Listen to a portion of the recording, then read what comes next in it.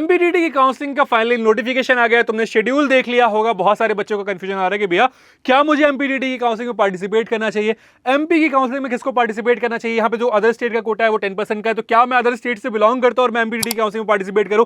एमपीटीटी किस बला का नाम है, कौन कौन से कॉलेज मिल रहे होते, किस रैंक तक मिल रहे होते हैं, जितना भी तुम्हारा एमपीटीटी की काउंसलिंग को लेकर डाउट आ रहा है, सारा डाउट तुम्हारा इस वीडियो में दूर कर दे रहा हूं। तो तुम्हें बस वीडियो लास्ट तक देखना, तुम्हारे सारे डाउट्स क्लियर हो जा रहे होंगे। किस तरीके से काउंसलिंग होगी, क्या काउंसलिंग प्रोसेस होता है, सब कुछ तुम्हें डिटेल में समझा दे रहा हूं। तो तुम्हें क्या करना है, लास्ट तक वीडियो को देखना है। सिर्फ वीडियो स्टार्ट करने से पहले एक इंपॉर्टेंट चीज, अगर तुम कॉलेज को लेकर कंफ्यूज हो फिर जाना चाहते हो कि पर्टिकुलर तुम्हारी प्रोफाइल पे क्या बेस्ट कॉलेज ऑप्शन तुम्हें मिल सकता है, तो उसके लिए तुम्हें क्या करना है, डिस्क्रिप्शन में एक प्रोफाइल एनालिसिस फॉर्म दिया गया है, उस फॉर्म को फिल करो, हमारी टीम से बात करो, हमारी टीम से डिस्कस करो, वो तुम्हें गाइड कर दे रहे होंगे तुम्हारे पास क्या कैसे प्रोसेस होने वाला है। इसी के साथ साथ तुम्हें सारे एमपीटीटी के पेपर चाहिए, एकेडी के पेपर चाहिए, चॉइस फिलिंग टूल चाहिए, मेंटरशिप चाहिए, सारी की सारी लिंक तुम्हें डिस्क्रिप्शन बॉक्स में मिल जा रही होगी, जाकर के चेकआउट कर लेना, वहां से अपने आपको इनरोल कर सकते हो। अब आ जाते हैं हम एमपीटीटी काउंसलिंग के ऊपर। एमपीटीटी की ऑफिशियल वेबसाइट है, आपके सारे ही मतलब जितनी भी काउंसलिंग चले सबने अपनी वेबसाइट चेंज कर दी, सबने एआई का यूज किया है और एआई से वेबसाइट बनवा ली है। ऑलमोस्ट सबकी वेबसाइट एक तरीके से दिख रही है, ठीक है। एमपीटीटी की तुम्हारी ये वेबसाइट है, यहां पे जब तुम आ जाओगे नीचे, ठीक है, लेटेस्ट अपडेट में, तो तुम्हारे पास यहां पे शेड्यूल आ चुका है। मैं पेन का कलर चेंज कर देता हूं, ठीक है, शेड्यूल आ चुका है तुम्हारा। अब जब हम शेड्यूल को ओपन करेंगे तो हमें इस तरीके से पूरा शेड्यूल आ रहा है और इनका शेड्यूल हिंदी में ही आता है, तो बहुत सारे बच्चों को इस वजह से भी प्रॉब्लम आ रही है। तो देखो मैं तुम्हें सिंपल टर्म्स में समझा दूंगा तुम्हारे लिए क्या क्या डेट इंपॉर्टेंट है। पहला जो तुम्हारा रजिस्ट्रेशन है, रजिस्ट्रेशन तुम्हारा कब से स्टार्ट हो रहा है, 2 जून से स्टार्ट हो रहा है, 24 जून तक, 2 से लेकर 24 जून तक, ठीक है।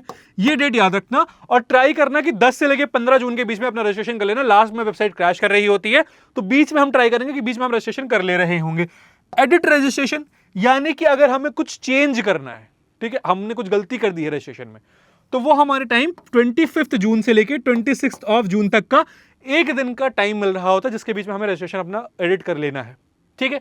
इसके बाद अगला स्टेप हमारा आता है चॉइस फिलिंग के ऊपर कि भैया चॉइस फिलिंग किस तरीके से करनी है, कैसे करनी है।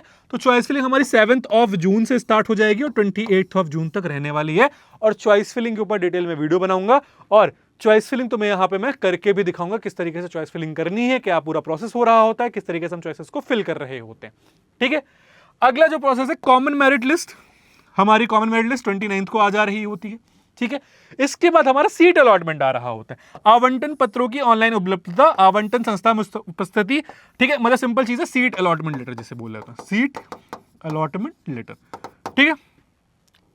ये तुम्हारा 3/7 से लेकर 7/7 के बीच में आ रहा होता है, यानी कि 3 को आ जाएगा, 7 तक तुम डाउनलोड कर सकते हो, उसका फिर वो हट जाता है, ठीक है। तो 3 से 7 के बीच में आ रहा होगा। अब तुम्हें अगर राउंड 1 के बाद अपग्रेड राउंड के लिए जाना है, राउंड 1 के बाद अपग्रेड होता है, सेकंड राउंड होता है, फिर इंटरनल स्लाइडिंग होती है, ठीक है। ये 4 राउंड हो रहे होते हैं तुम्हारे। अपग्रेड के लिए जाना है तो तुम्हें यहाँ पे अपग्रेड के लिए अप्लाई करना पड़ेगा, 3 से 7 के बीच में, सेम टाइम के बीच में तुम्हें यहाँ पे अप्लाई करना पड़ रहा होगा। अपग्रेड आवंटन पत्रों की ऑनलाइन उपलब्धता, ठीक है, मतलब सिंपल चीज है कि यहाँ पर 11 तारीख को तुम्हारा अपग्रेड राउंड का रिजल्ट आ जाएगा, ठीक है। अपग्रेड राउंड का रिजल्ट आ जाएगा और अपग्रेड राउंड का रिजल्ट आने के बाद तुम अपना फिजिकल वेरिफिकेशन के लिए जा रहे होगे, अगर राउंड 2 में पार्टिसिपेट नहीं करना है तो, ठीक है। तुम्हें ये समझ में आ गया। अब हम आ जाएंगे, ये हमारे सेकंड राउंड ऑफ काउंसलिंग हो जाएगी। अब जस्ट 1 मिनट देना, ठीक है। अब हम आ जाएंगे सेकंड राउंड ऑफ काउंसलिंग पे, ठीक। ये हमारी हो गई द्वितीय चरण, द्वितीय चरण मतलब राउंड 2, ठीक। राउंड 2 का हमारा ऑनलाइन रजिस्ट्रेशन हो जाएगा। अब एक जो डाउट आता है, भैया क्या हम सीधा राउंड 2 में रजिस्ट्रेशन कर सकते हो, तो बिल्कुल तुम राउंड 2 में रजिस्ट्रेशन कर सकते हो, बट राउंड 1 में रजिस्ट्रेशन कर लेना, क्योंकि राउंड 1 का जो अपग्रेड राउंड होता है ना, उसमें कट ऑफ बहुत हाई जाता है, ठीक है। मतलब 10-10 लाख रैंक पे एलएनसीटी ऐसे कॉलेजों में मिल जा रहे होते हैं। तो मेक श्योर करना कि राउंड 1 में पार्टिसिपेट जरूर करो। अगर तुम्हें कॉलेज चाहिए, तुम्हें सीएससी ब्रांच चाहिए, क्योंकि गिने चुने ही कॉलेज एमपीटीटी में अच्छे हैं, अगर तुमने उनको भी छोड़ दिया तुम्हारा कहानी खत्म हो जाएगा, ठीक है। तो जा करके रजिस्ट्रेशन कर लेना राउंड 1 में, ठीक है। इसके बाद तुम्हारे ये 11 जुलाई से लेकर 18 जुलाई तक का तुम्हें टाइम दिया जा रहा होगा। एडिट रजिस्ट्रेशन का टाइम तुम्हें 19 तारीख से लेकर 20 तारीख तक का दिया जा रहा होगा। और जो चॉइस फिलिंग है वो तुम कब से कब तक कर सकते हो, 16 जुलाई से लेकर 22 जुलाई तक, यानी कि 6 से 7 दिन का तुम्हें टाइम मिल रहा होगा राउंड 2 की चॉइस फिलिंग करने का, ठीक है।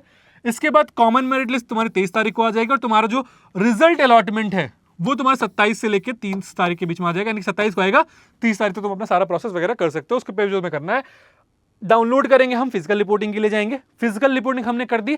अब इसके बाद हमारी इंटरनल ब्रांच चेंज, यानी कि आंतरिक ब्रांच परिवर्तन, जिसे हम इंटरनल ब्रांच चेंज बोल रहे होते हैं। अब इंटरनल ब्रांच चेंज तुम्हारा कॉलेज में हो रहा होता है, इसीलिए चॉइस फिलिंग बहुत इंपॉर्टेंट है। फॉर एग्जाम्पल समझो, जैसे तुमने क्या किया, आईआईटी डीएवीवी में तुम्हें ईआई अलॉट हो गई। अब तुमने इसके पहले सीएससी रिलेटेड या फिर सीएससी कोर फिल किया था, ठीक है। अब क्या होगा, अगर तुम इंटरनल स्लाइडिंग के लिए जाते हो तो तुम्हें इसके ऊपर वाली ब्रांच अगर मिल रही होगी, ऑप्शन होगा तो मिल जा रही होगी।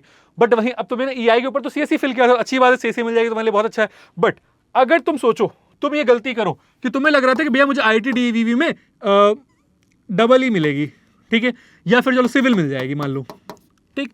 अब तुमने इसके बेसिस पर चॉइस फिलिंग करी कि तुमने आईटी डीईवी की सिविल पहले भर दी, आईटी डीईवी की ईआई बाद में भरी है, ठीक है, या फिर चलो आईटी डीईवी की कुछ भी ब्रांच यहाँ पे फिल कर दी तुमने, मैकेनिकल फिल कर दी, कुछ भी फिल कर दी, आईटी डीईवी की एक्सवाइजेड कोई भी ब्रांच फिल कर दी, ठीक है। खुदा ना खास्ता तुम्हें फॉर एग्जांपल यहाँ पे ये ब्रांच अलॉट हो गई, ठीक है। अब तुम अपग्रेड के लिए जाओगे, स्लाइडिंग के लिए जाओगे, तुम्हें ये तो आराम से अलॉट हो जाएगी, तुरंत ही अलॉट हो गई, तुम फंस जाओगे क्योंकि तुमने चॉइस फिलिंग गलत कर रखी है। तुम्हें बस ये समझना है कि हम चॉइस फिलिंग किस तरीके से करेंगे। इंटरनल स्लाइडिंग में भी बहुत कट ऑफ ऊपर चेंज होता है, क्योंकि देखो होगा क्या, बच्चे आईटी डीवीवी में सीट होल्ड करके रखेंगे, बच्चे एसजीएसआईटीएस में सीट होल्ड करके रखेंगे, और जब जोसा के आखिरी राउंड की काउंसलिंग हो जाएगी तो बच्चे यहां से सीट छोड़ के जोसा वाली सीट ले लेंगे, क्योंकि उनको एनआईटी मिल जाएगा, उनको ट्रिपल आईटी मिल जाएगा। अभी वो एमपीडीटी में एज अ सेफर ऑप्शन के लिए पार्टिसिपेट करेंगे।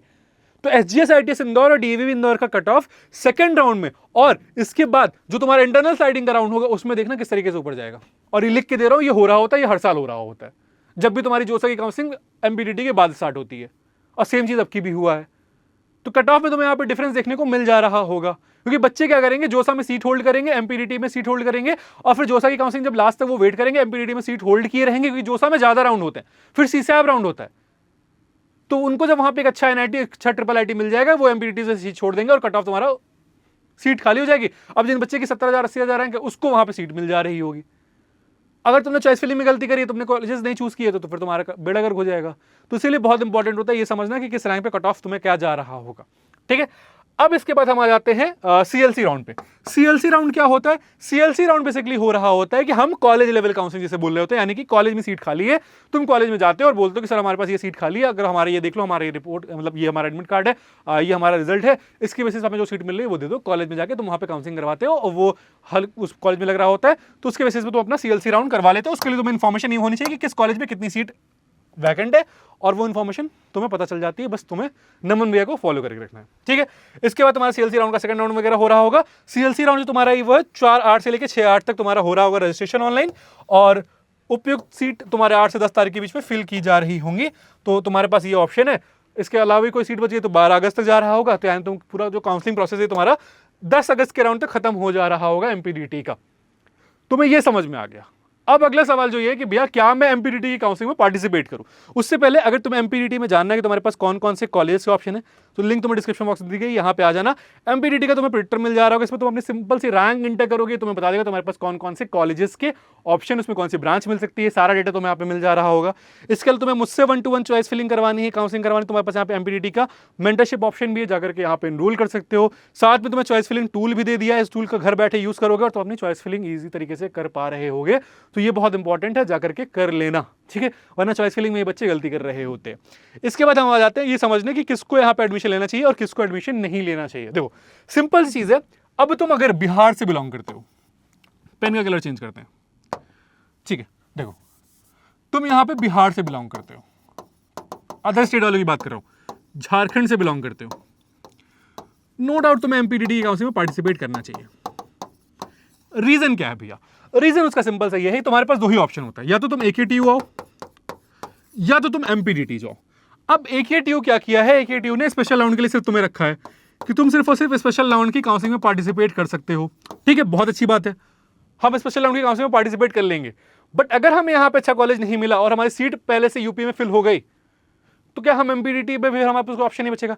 बेटर उससे ये है कि हम क्या करते हैं कि एमपीडीटी में जाके एक सीट यहाँ पे रोक लेते हैं, सीट अलॉट करवा लेते हैं, उसको होल्ड कर लेंगे। होल्ड कर लेंगे मतलब ठीक है, हम अपना सीट एक्सेप्टेंस फीस वगैरह देके थोड़ा सा रखे रहेंगे कि ठीक है हम अभी काउंसलिंग से बाहर नहीं हो रहे, हमारे पास यहाँ पे एटलीस्ट एक बैकअप ऑप्शन तैयार है। अगर हम एकेटीयू में कुछ खराब मिला तो हम एमपीडीटी से कॉलेज ले लेंगे, बट अगर हम एकेटीयू से कुछ अच्छा मिल गया तो हम इसको छोड़ के एकेटीयू में चले जाएंगे, क्योंकि यहाँ पे वैसे भी सीएलसी राउंड होना है तो सीट इनकी फिल हो जाएगी, ठीक है। तो स्पेशल राउंड का हम तब तक जब तक वेट करें तब तक हम एमपीडीटी में एक सीट लेके अपने पास ऑलमोस्ट रखे रहेंगे। 10% भी बहुत होता है रिजर्वेशन, ठीक है, बच्चों को कॉलेजेस मिल जा रहे हो तो एलएनसीटी वगैरह जितने भी एलएनसीटी एक्रोपोलिस ओरिएंटल में सीट नहीं भर रही होती है, रियलिटी ये है, तुम्हें बता रहा हूँ, ठीक है, तो सीट अपने पास एक बैकअप हमें बना के रखना है। अगर हम 8-10 लाख का कॉलेज देख रहे हैं ना कि 8-10 लाख हमारी फीस लग जा रही हो, हमें रिटर्न भी थोड़ा बहुत मिल जा रहा हो, तो एटलीस्ट उसके लिए हम अपना एक बैकअप बना के रखेंगे। ठीक है, तो हम सिंपली एमपीटीटी में पार्टिसिपेट करेंगे, एमपीटीटी में एक सीट होल्ड कर लेंगे, एकेडीयू से काउंसलिंग करेंगे, एकेडीयू से अगर हम अच्छा कॉलेज मिल जाता है तो हम एमपीटीटी छोड़ देंगे, क्योंकि यहाँ पे सीएलसी राउंड होता है, तो यहाँ पे इनकी सीट से भी फिल हो जाएगी। ठीक है, हम कुछ गलत तो कर नहीं रहे हैं। और एकेडीयू से हम जो है पार्ट लेके अपना एकेडीयू अगर अच्छा कॉलेज मिल जाता है उसको चूज कर लेंगे, नहीं मिलता है तो हम यहाँ पे क्या करेंगे, एमपीटीटी में को एडमिशन ले लेंगे।